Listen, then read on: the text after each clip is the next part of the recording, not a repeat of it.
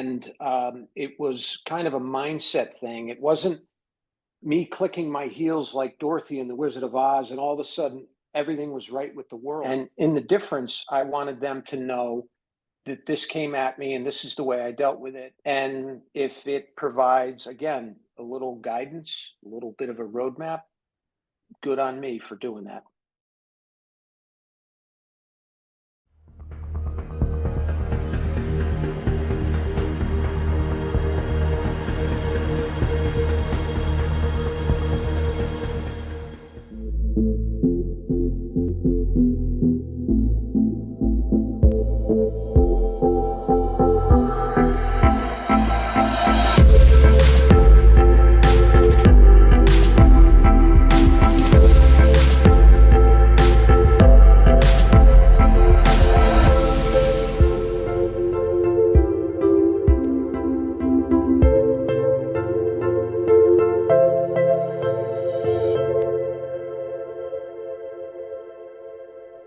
Welcome back to another episode of the podcast. And today we are joined by my amazing friend and previous guest from the original series of the Inside the Orange podcast. We have got the amazing Carl Ficks, who will be talking to us today about his book, The Difference, the impact of reading, activity, and of course, his amazing Friday Fix.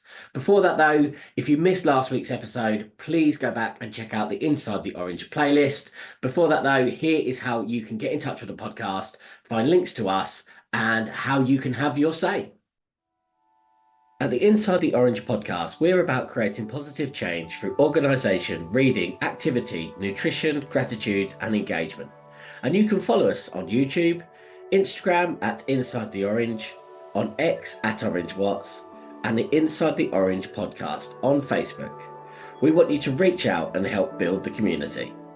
So into today's episode, and I was delighted when I reached out to Carl Ficks, who had previously been on the podcast, to say, we're doing a rebrand. Do you want to come and be on the podcast? And he was quick to say, yes, he would do it. And he brings so much information and so much that he brings in terms of sharing knowledge that he is the perfect guest for the first interview on this season of the Inside the Orange podcast. Let's check it out. So I am joined today by someone who I can only describe to me as an inspiration. I met Carl Ficks 3 years ago on the podcast. We actually met through a mutual contact, and he said, interview Carl, he's a great guy. Did I know from that moment in time that I'd have someone who is, I consider a friend, who is an inspiration, who is someone I go to when I need just that little bit, as we all might do. Now, Carl is a lawyer turned leadership coach, where he kind of supports people through multiple aspects of leadership, including things like wellness. And he's a contributing author for an amazing book called The Difference, but I know him as a friend and inspiration. Carl helps leaders inspire and motivate their team to drive productivity and growth. And I'm honoured to say he is back once again. Carl Ficks, welcome back to the Inside the Orange podcast. Oh, thank you, Rich. I appreciate that introduction, and I really appreciate being here. And I look forward to our conversation. I'm very grateful for our friendship. It's I may inspire you, but you equally inspire me. So looking forward to our chat today. Absolutely. And again, I gave Carl a bit of a kind of update. I said, look, I'm coming back with a brand new thing with the podcast. Do you want to get involved? And as ever, as the gentleman he is, he says, sign me up. Let's have a chat. And we were both talking before we went on air. 3 years, Carl, since we last had a chat on the podcast. It's flown by, hasn't it? It's absolutely. And we've talked about what has gone on in the last 3 years, including the world putting the pandemic astern and trying to move on. It's been quite a ride. And it has been quite a ride. And I think I really want to start. And as I said, when we talked about the new idea of Inside the Orange, organisation, reading, activity, nutrition, gratitude, and engagement, and I said, this is what we're going to talk about. And Carl's first response was, yeah, we could do that, but it might take a few hours, Rich. So let's break it down. Let's talk about a few that really kind of motivate and passionate about you. And the first thing I want to talk about, Carl, is reading. Now, I've got some interesting facts about from yourself, which is brilliant about it. But since we did have our last conversation, you actually became a contributing author for a book called The Difference. Stories that for people that cover a range of topics from recovery, overcoming challenge, and change to being positive, I suppose, and look at having a new outlook on life. So, can you tell us about the book, how you got involved, and can you explain the importance of yours and the fellow contributing authors' ideas that went into the book? Sure. The book was the brainchild of two folks, Akim Novak and Rosemary Ravenel. I met Rosemary through Akim. I had met Akim a few years before, but they invited me to contribute to this anthology. And the prompt was this: was there an event or series of events which made a difference in your life? That was the prompt, and they asked for a 3,500 word essay from each contributor. There are 10 contributors, including Rosemary and Akim. So there were 8 plus the 2 co-editors. It is 10 chapters, and it's an anthology and essays on loss, courage, and personal transformation. Those are the 3 buckets. So when I put pen to paper, I knew that what made a difference in my life were a series of losses that I suffered, and how I used them not to weigh me down, but in fact to propel me forward. So that was the 30,000 foot view of my essay. And we can talk about how I drilled further down into that topic. But all of my co-contributors have incredible stories of, again, loss, courage, and personal transformation. You had a gentleman who was homeless, who was at the top of his profession, became homeless, became addicted, worked through that. You have a chiropractor turned shamanic wisdom keeper who's doing amazing things. You have a woman whose 2-year-old drowned in the pool while she was in the pool with her daughter, and how she recovered from that. Rosemary's epic story of fleeing Castro and communist Cuba and coming to Miami. I mean, I'm getting chills talking about this, Rich. These stories are so incredible. And I did have the honor of leading off. My essay is the first on loss, and it kind of went from there. And you're right. And again, thank you for mentioning the other contributors as well. And there were times that the book shook me. And I think what's really inspirational about it is you're almost reading at a point where you say that word loss, where you think someone can't come back from this. As I say, losing a child. I know, as I say, yours was personal. You lost your brother-in-law, was your story. Again, Castro, I know the story of the millionaire who went to homelessness. You almost think, how do you overcome that? But the story of courage and the story of change, why was it important to give that hope then? Why is it important for people to kind of embrace what's happened, but grow from it? Or again, I say grow from it very carefully. I don't mean that in terms of people who have gone through loss, but how do you then create that story of change and make it possible and positive? How do you do that? Well, you just need to be very, very cautious, because many folks, and I am not in any way, shape, or form diminishing the impact that grief can have on people, because it can be disabling. Mhm. In my particular instance, there were a series of events, and it was kind of a mindset thing. It wasn't me clicking my heels like Dorothy in The Wizard of Oz, and all of a sudden everything was right with the world. I processed the grief the way I processed it, but I was also mindful.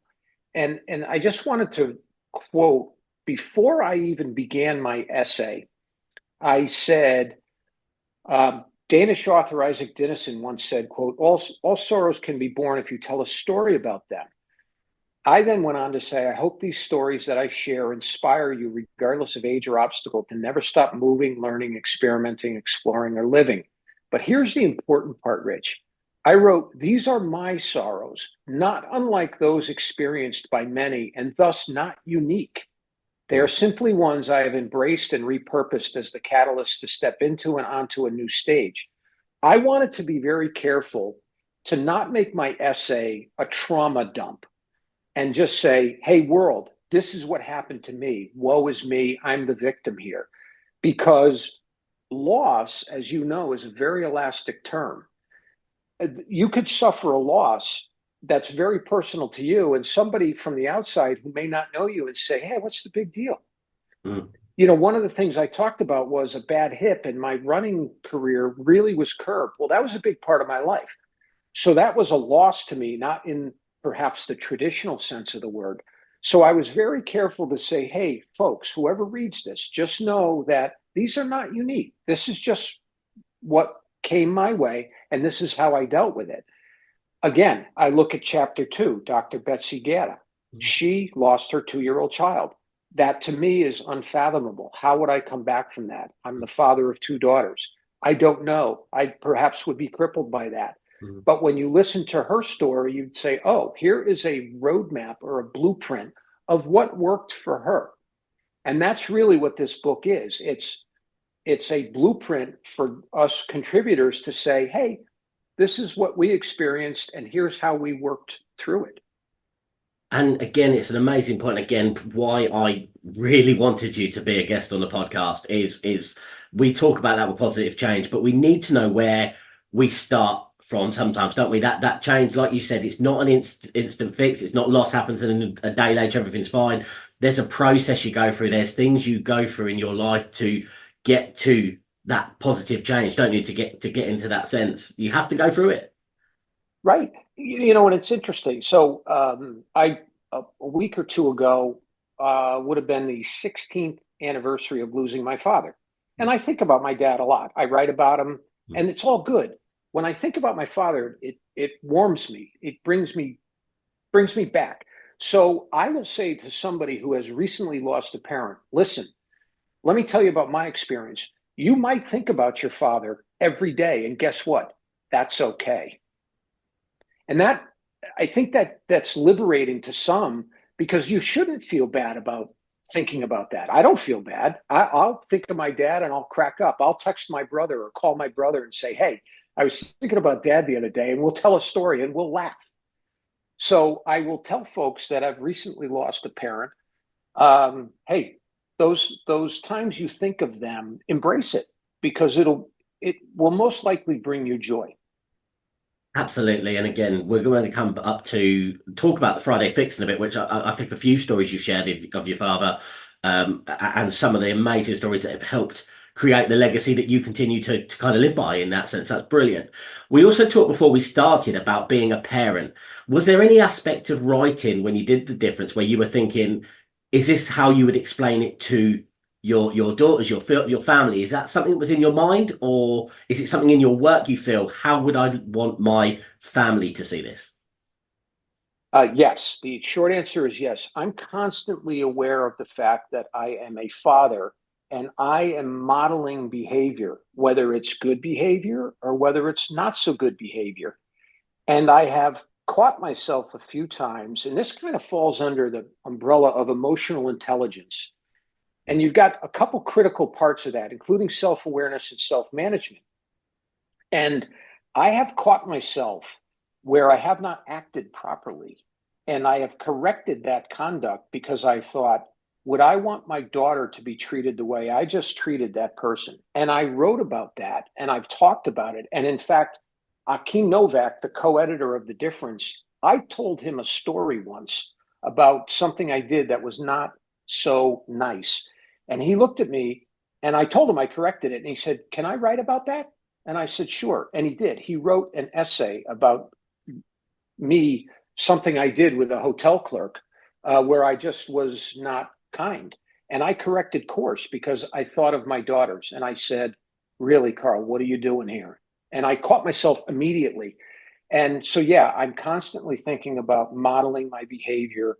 And in The Difference, I wanted them to know that this came at me and this is the way I dealt with it. And, you know, you 2 daughters of mine will have issues as you navigate life. And if it provides, again, a little guidance, a little bit of a roadmap, good on me for doing that for them. Absolutely, and I think it's brilliant. And again, I think one of the areas we are talking about this year, as I say, being reading. Obviously, you are the contributing author of this.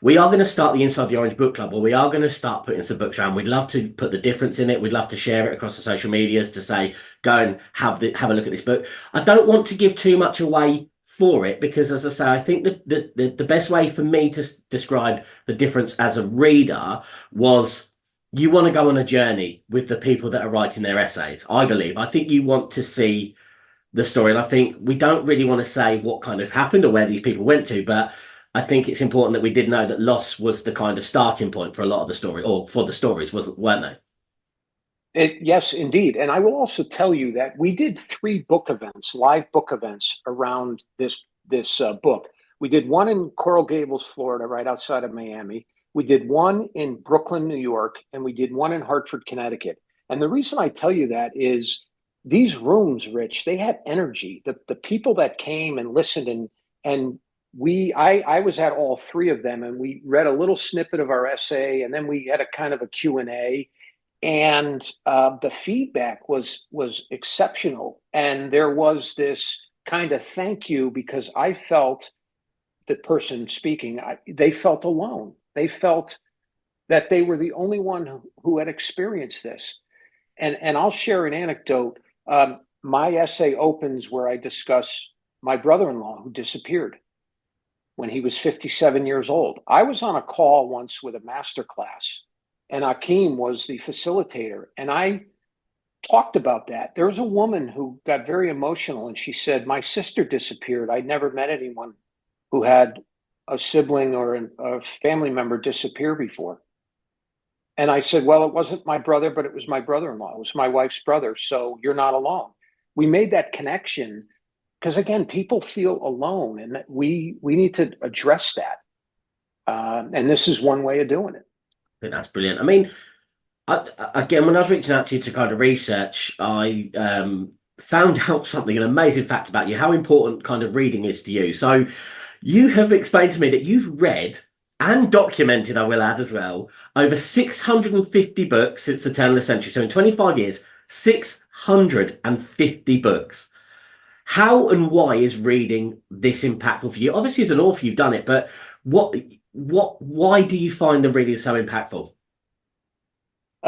Reading has been a very soothing balm in my life, and it accomplishes a lot of different things. And by the way, I just want to add, I do keep a book list because I've read so many, I don't want to read them twice. So I will actually go to the public library in my town with my book list, because I'll see a book and I'll say, "Ooh, that looks good. Let me check my list," because I may have already read it. I find reading calming. It relaxes me. It's a good use of time, and I learn a lot.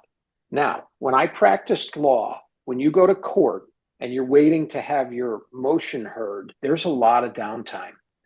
And when I walked into court, was ready for my argument. So while I was in court, I didn't need to cram for the argument. I would bring a book, and that's how my time passed. And I found that incredibly relaxing. It was also unnerving to my adversaries, because they would look at me saying, why is this guy reading a book? What's going on here? If I'm on a subway, if I'm on a train, if I'm in an airport, if I have a book, I don't care how long it takes me to get on that train or get on that airplane, because I'm in my own little world. It's taken me to places that I may never visit. The nonfiction I read shows me the spirit of the human person, and the indomitable will that we have. But very importantly, too, and I wanted to share this quote, I love to write, as you know. Stephen King, who has written 70 plus books, great quote from him. It says, if you don't have time to read, you don't have the time or the tools to write. Simple as that. That's a Stephen King quote. So reading informs my writing, because when I read, I like certain authors. I like their style. I like their sentence structure. Mm. And I've picked up things over the last my whole life from reading that informs my writing. So there are multiple reasons that I love to read so much, but it does really help me when I sit down to write whatever it happens to be that I'm writing. And that's an amazing quote, but when you break it down, it makes perfect sense. If you were a director of a film, you'd need to see film before you direct it. So if you're going to write, you need to know what it is. And I don't know about you, but whenever I finish a book, I always walk away from it and take things from it that I try and use in my everyday life. I think there's something you can take from every single book that you can't get from well, a lot of television or a lot of things around that. It's a great medium where you can sit and look at it and take something from it. Do you agree with that? Is that something you can see a bit of understanding with? I agree 100%. In fact, I will very often take a hard copy book. I don't even know if Kindles are a thing anymore, but when Kindles came out, I thought, nee, I don't want that. I like the physical act of turning a page. So when I have a book, even if it's from the library, I will make a photocopy of something and highlight it, and I keep a old school hard copy file because I may write about that at some point. Um, and so, yeah, it does. There are many things in books that inspire ideas, and I'll think of something and I'll say, I read a book on that. Let me check my file. And I go to the file and I'll see the quote, and I may work it in. So I'm repeatedly inspired by what I read. And my rule of thumb is I give a book 75 to 100 pages. If it doesn't move the needle, I'm done with it. And it doesn't get on the list. It's not coming in. It's not coming in. It's a good enough about to. Do you know what? It's something I've never done. I think I persevere, but sometimes you feel you persevered with a book, and then at the end you're still like didn't really get anything. So maybe sometimes if it isn't speaking to you, it is time to cut the losses, I suppose. Right. I think reading should be enjoyable. So Mm. to the extent that there's friction or you're struggling through this book, I'm now at the point where I'm just going to park it, and I may not even go back to it. I'm just done with it. It didn't move the needle, so it's got to go. And I'll just find something else because there's a lot of them out there. Absolutely. As I said, I'm going to promote the difference for people to read because I think it's a really good book for people to go out and find. But as I said, out of those 650, especially in the last year, is there anything you can give us now as a recommendation that you think, do you know what? This is a book that I think could inspire some people after they've finished The Difference, of course. We don't want people to read it before they've checked out The Difference. But is there another book you'd recommend? There is. And I gave your prompt a lot of thought. So it is called The Moment. And this is by, in fact, Akim Novak, who was the co-editor of The Difference. Yeah. But the subtitle of The Moment is important. It's a practical guide to creating a mindful life in a distracted world. And you'll see, I've got this marked. And what Akim does in this book, he gives you four keys.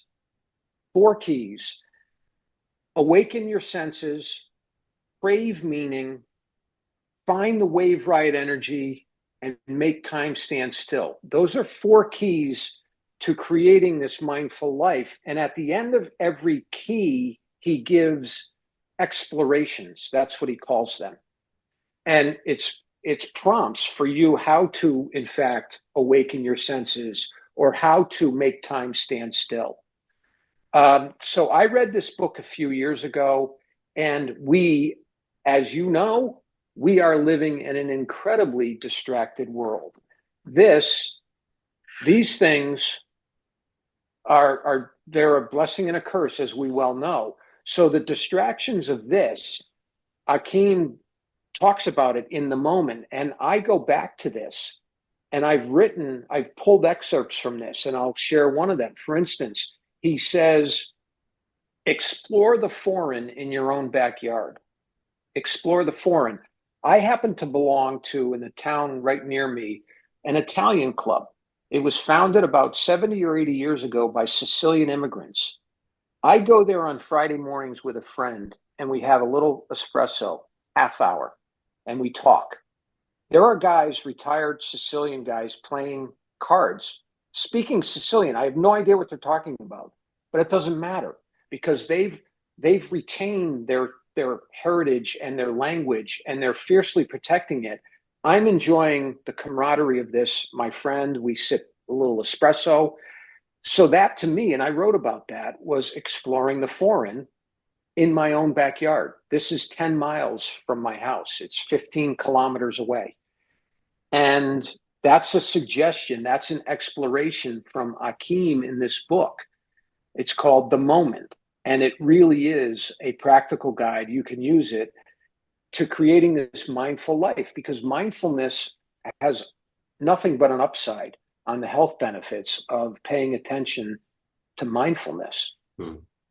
And just for the benefit of our podcast listeners who do audio only, I mean, the distraction you held up was your phone, which, again, you can use your phone for reading, you can use your phone for doing some fantastic things, but it is a bit of a tool to get in the way of the moment. And what I loved about that story you just told was it's physical and it's real life. It's not on social media. It's a lived experience that you've got in that cafe, in that place you go to have your espresso.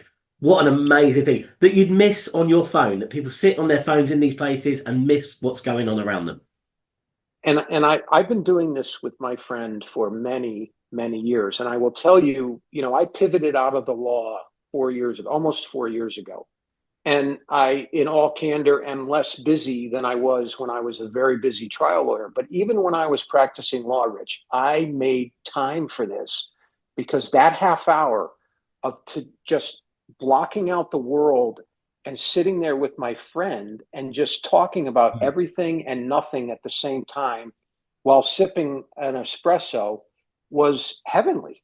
And it still remains such. I in fact, we're friends. My wife and his wife were all friends. And his wife said to me once that her husband gets more out of this than you know. And I said, oh, no, I get more out of it. So it's almost like we can talk about very deep stuff or nothing at all. Or we could just sit and not even talk. We just stare at the wall. And it's just being together, the personal interaction, the camaraderie, that does wonders, frankly, for me.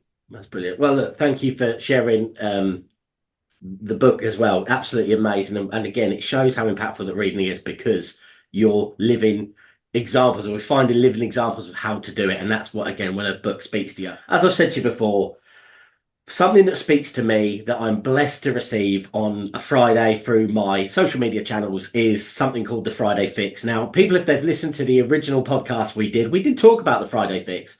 But for people that don't know what it is, tell us about it. And I'm just going to give a bit of a hint. It is something that brightens up my Friday. It starts my weekend off.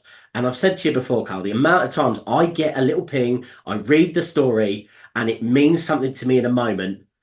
I can't express how much I want to say thank you for doing that. But just remind us what the Friday Fix is and how it came to what you do every week to help some of us with that message. Sure. And I'm grateful that they land for you. So the genesis of the Friday Fix is during the pandemic, I would post on LinkedIn longer posts, and I did 15 plus or minus of them. And the reason for that was I wanted to stake a claim and try to rebut all this apocalyptic news during the pandemic. So I posted, and I got some good feedback. So what I decided in January of 2021, 4 years ago now, was to kick out weekly a Friday Fix, plus or minus 300 words. And in those 300 words, I'm hoping to deliver a little nugget of wisdom or inspiration. And I shared this the first time we chatted. I'll share it again. And there's a postscript to this. Really, when I was a kid, my parents would take me to church, and we had priests that would finger wag and speak for 20 minutes and say absolutely nothing. We had priests that would give a sermon, and they would talk for 3 minutes, and they were the most impactful 3 minutes. And what I looked for, even when I was a little kid, was, can you, priest, give me a little nugget that may help me in the following week? So that was the intent.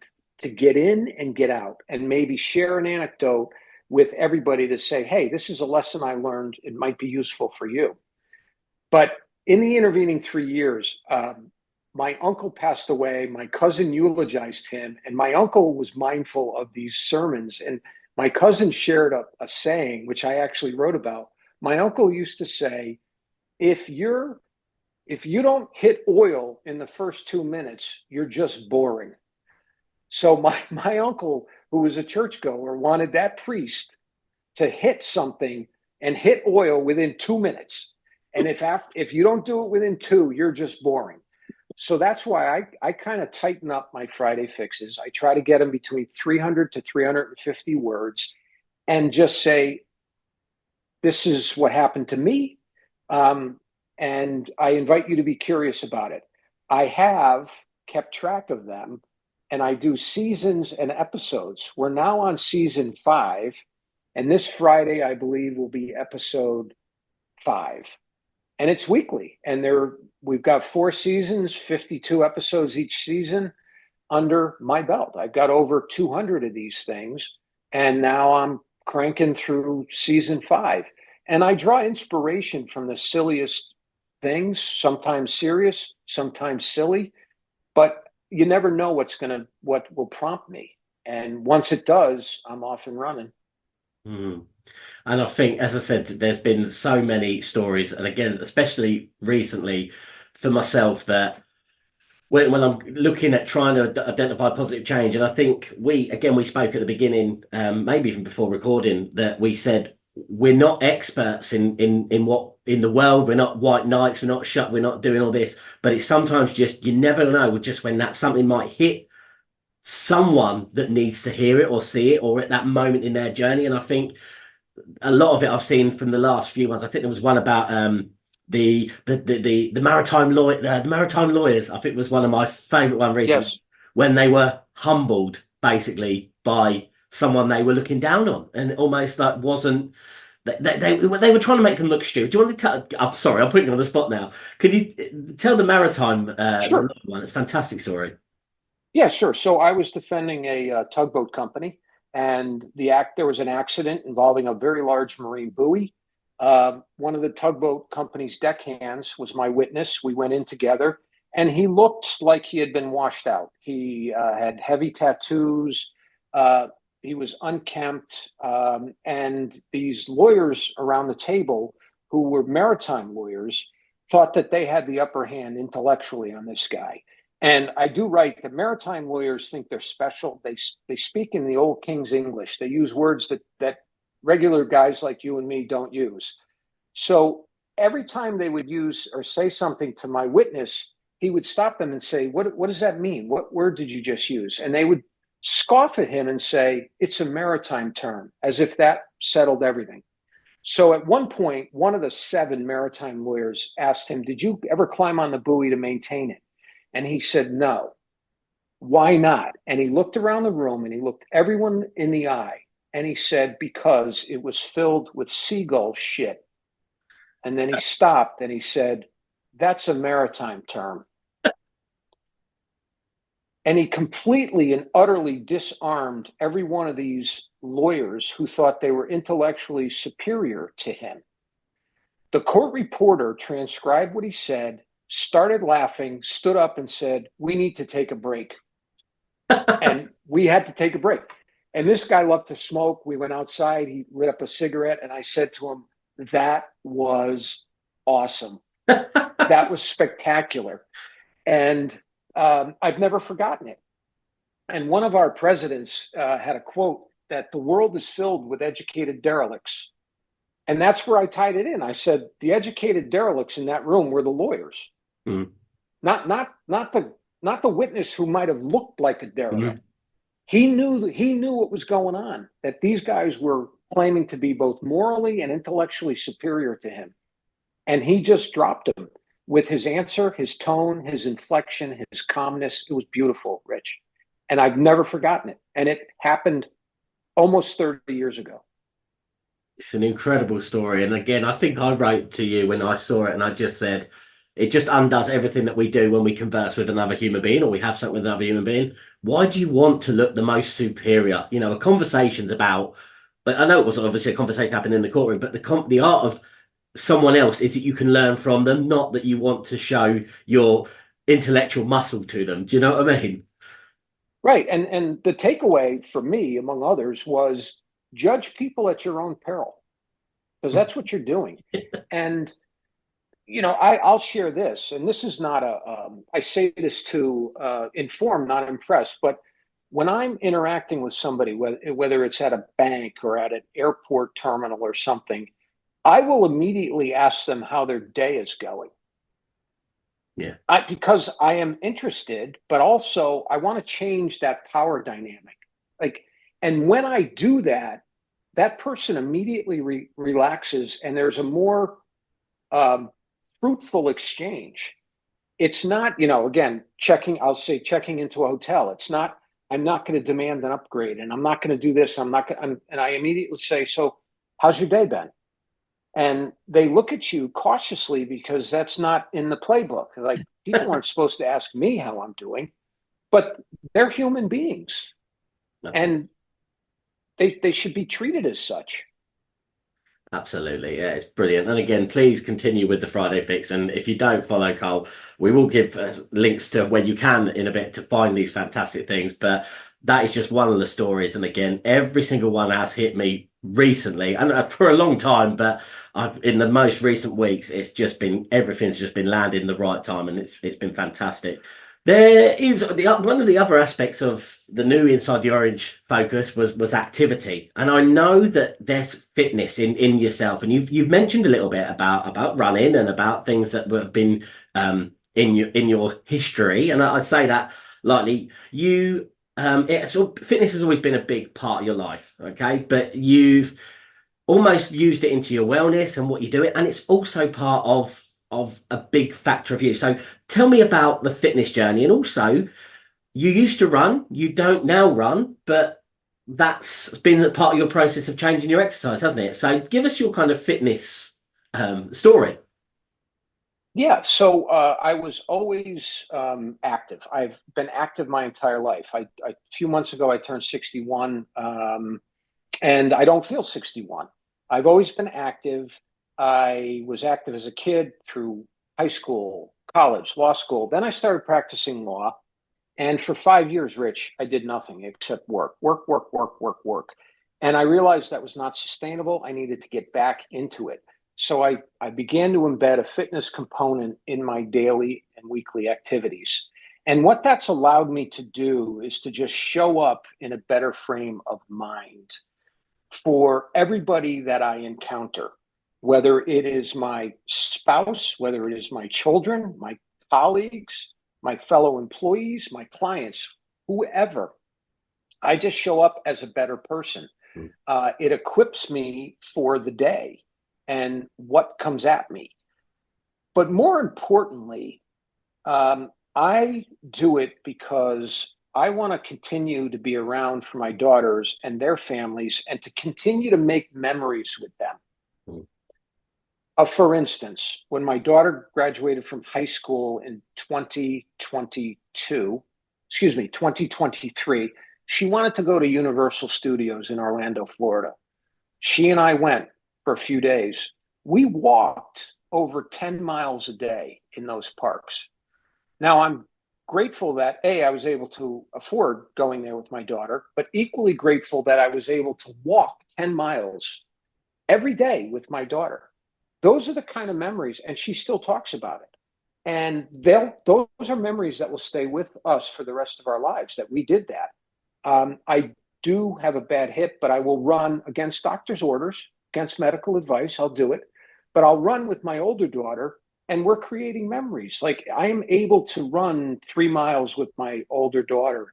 And that's something that you can't buy, something you can't find on your phone, something you can't find in an app, something you can't find by spinning on the Peloton.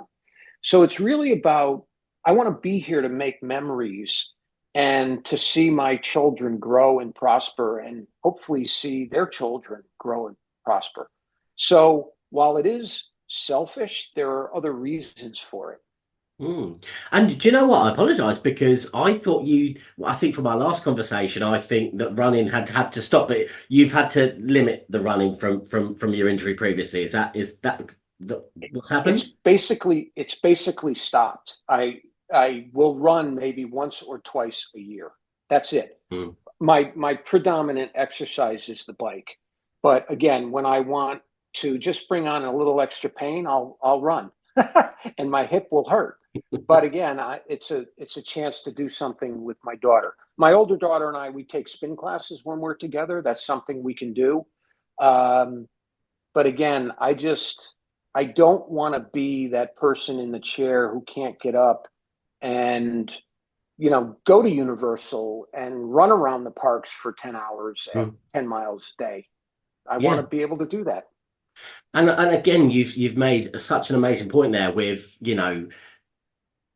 when we do run, potentially when we do exercise, it can be quite an isolated thing, but it's those moments around you. As the guys that listen to the podcast know, obviously we have been doing the charity walks for a few years now, and people always ask what's the best moment, and it's the sights or who you're with. It's all those little bits, the bits of how far you've got to go and what it is. You kind of forget about in the end because it's the moments that you have with the people you're with and what you might see that when we're driving, we don't see it as well as when we're doing that exercise, do we?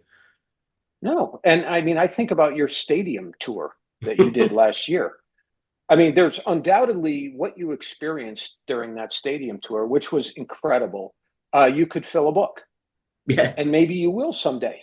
Maybe you will write a book about the people you saw, the people that you interacted, the difference that you made in their lives. It's an incredibly rich experience, and I loved seeing the sunrise when I was running. Now, when I'm biking at 18 to 20 miles an hour, it's not the wisest thing to look up and watch the sunrise because you're going to crash. But I will stop my bike and take in something. We have bald eagles in this part of Connecticut in the States. I'll stop and watch a bald eagle if I'm lucky enough to see one.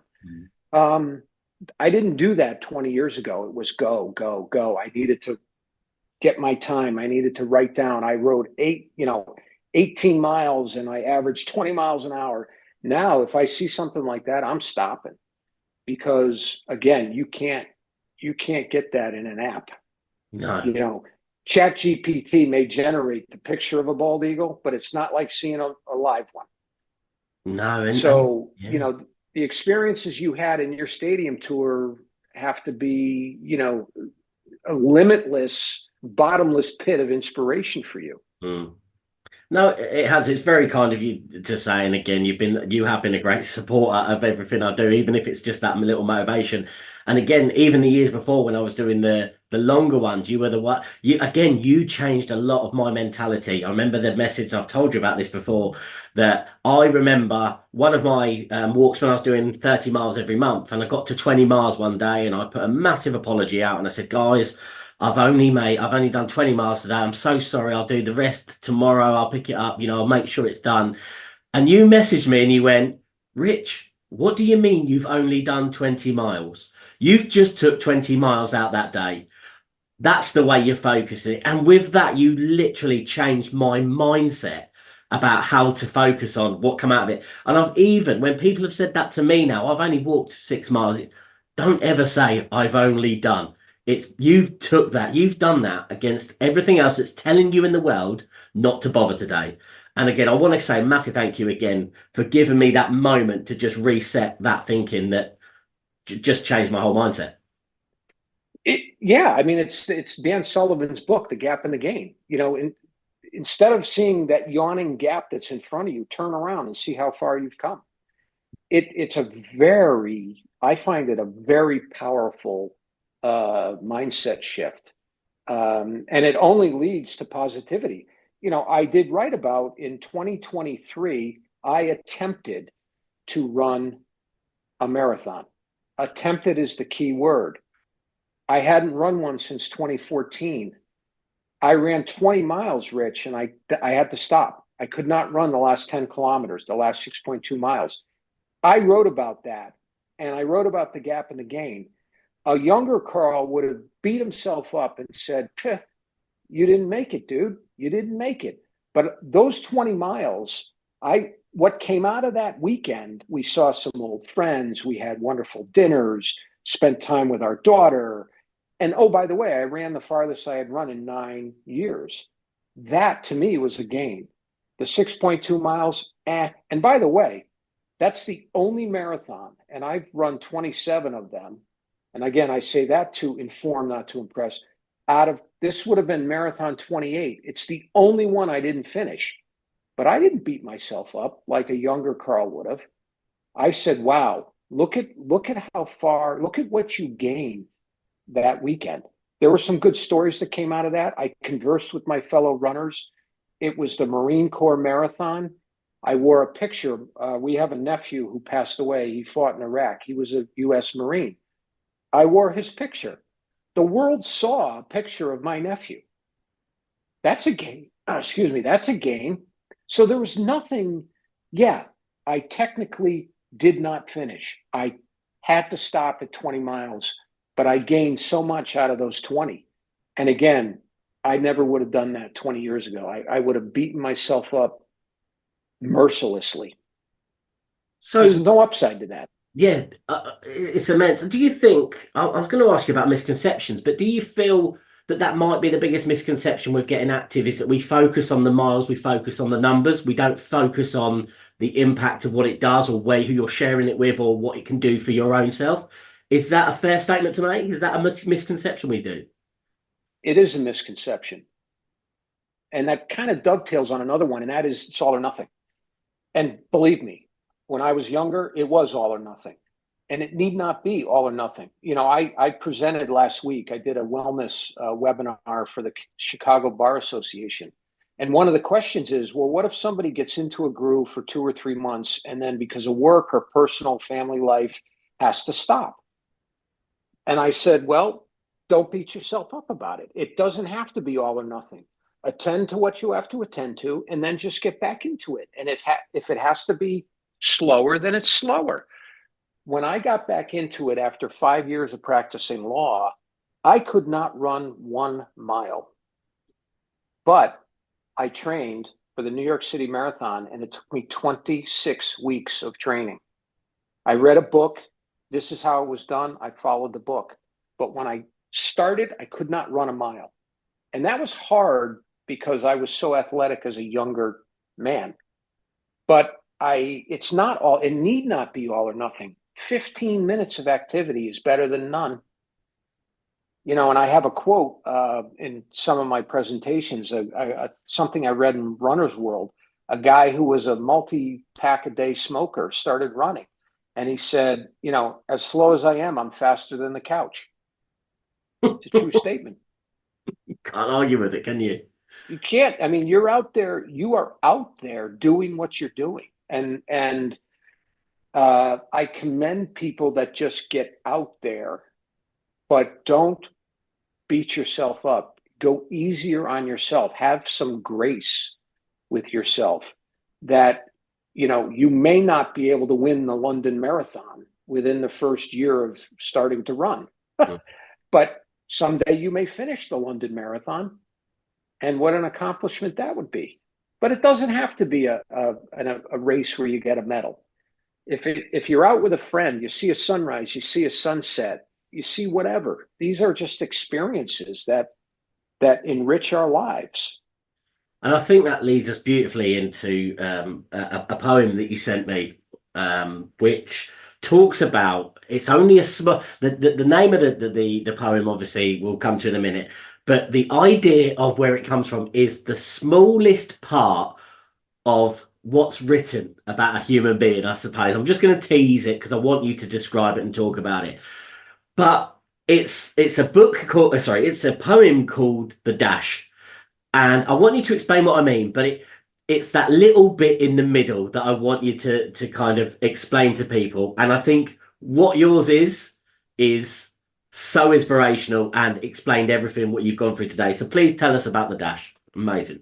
Sure. The Dash is a poem by Linda Ellis. And essentially, what it is, it talks about a friend eulogizing another friend. And you talk about the day a person was born and the day the person dies. And between those two things is a dash. And the question is, what do you do with the dash? And I have written about this, as you know. One of my goals with my fitness and wellness and other things is to elongate that dash. Two, as I mentioned earlier, see my daughters live long and prosper, see their kids live long and prosper. And I actually, there's two lines in I just love the poem, but here are two lines. It says, "For it matters not how much we own, the cars, the house, the cash. What matters is how we live and love and how we spend our dash." Now, I graduated from high school in 1981. I still have 7 very close friends from high school. I feel very blessed about that. We still do things together. And I talk about these guys. We've been through so many experiences, and I've actually written about them. The name of my Friday Fix was, or is, A Thule and a Hearse. And basically what I say is, have you ever seen on the top of a hearse a Thule? No, because people can't take what they possess to the grave. So friendships and my family and the relationships to me are way more important than these physical things, stuff that we own. And who makes a lot of money in the world? People that own self-storage units, because everybody's got junk that they need to store. We don't want this junk, but we're going to pay you to store it in your garage, and you're going to make money off my junk. It's paradoxical. So the poem "The Dash" just lands for me. It's what do you do in that dash, and how do you live your life? And that's, again, it's so important. And again, what you've talked about, being there around other people, because I think what we need to remember is it's the other people that talk about you when you're not here that feel that are talking about that part, aren't they? That little bit in the middle. That is the moment between birth and death that they knew, and where you've got the opportunity to make a difference in their life, I think. And that's why I feel the dash is important. I think I read it when you sent me through and you sent me the poem, and I just went, wow. But yeah, we don't take everything with us. We leave people with what we've done for them or how we've affected them. And I think that's what I took from it. But that's absolutely amazing. Yeah, and you read an obituary, and there are some obituaries which read like corporate prospectus.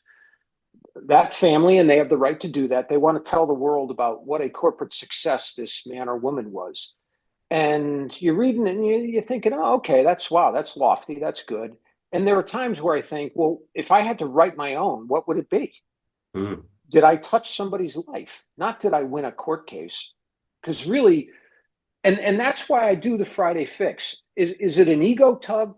I like the feedback. It's nice, but that's not why I do it. I just do it to, again, maybe help one person. If I can reach one person, and I said that I rewatched our episode, and I mentioned that, and I'll say it again. If I can reach one person, then my Friday Fix, frankly, was a success. I don't need 1,000 impressions on LinkedIn.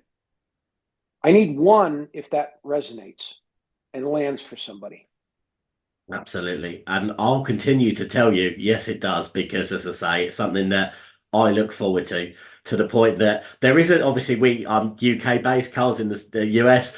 There is a gap, so I know it's not going to be first thing in my morning, but I know it's going to ping at some point during my day. I'm going to get blessed with the Friday Fix. Carl, I just want to know what's next for you. Is where people can find your work, what you're doing at the moment, and how people can kind of get in touch with you. Sure. So I am on both LinkedIn and Facebook. My daughters tell me I need to get on Instagram. I'm a little slow on that, but Facebook, LinkedIn, just punch in my name, Carl Ficks, Ficks. I also have a website, which is carlficks.com, CarlFicks.com. People can email me. It's just carl@carlficks.com. So I'm out and about. What's next? I'm continuing my consulting work, my leadership training. I've talked about it, and I actually need to get off the dime. I've got so many of these Friday fixes, I may compile them and put some type of book out. We'll see. It's one of those things that, you could talk about it, but what are you going to do about it? So maybe 2025 will be that year. That's awesome stuff. And again, we'd love to hear about it. We'd love to talk about it. And again, if that's something that happens, I'm more than happy to kind of do it. And I'm going to ask my listeners as well that obviously if things that have been said today that resonate with you from what Carl is a very, very approachable guy. As I say, we've been friends. It started through, as I say, a conversation or introduction from Thomas Brown, a mutual friend.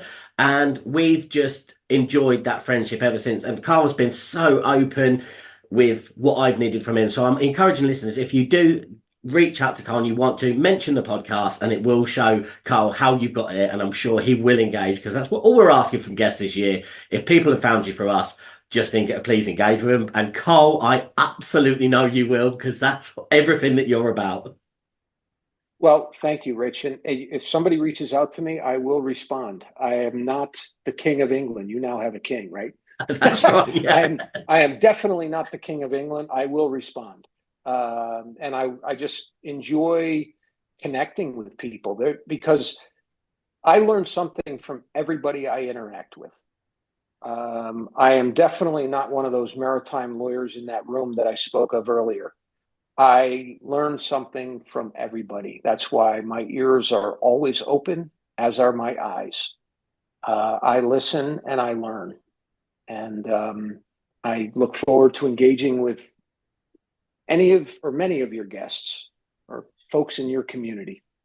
Thank you so much. And I just want to finish this. We haven't said we're going to talk about gratitude today, but just before we close, I do want to say to you how thankful I am that we're friends, how thankful I am that you are just a constant support, and just I'm eternally grateful that you've agreed to come back on the podcast again and continue to shed so much light transatlantically for me across the sea that reaches me in any form it does. The fix, the messages, just the support. I want to say a massive thank you for it.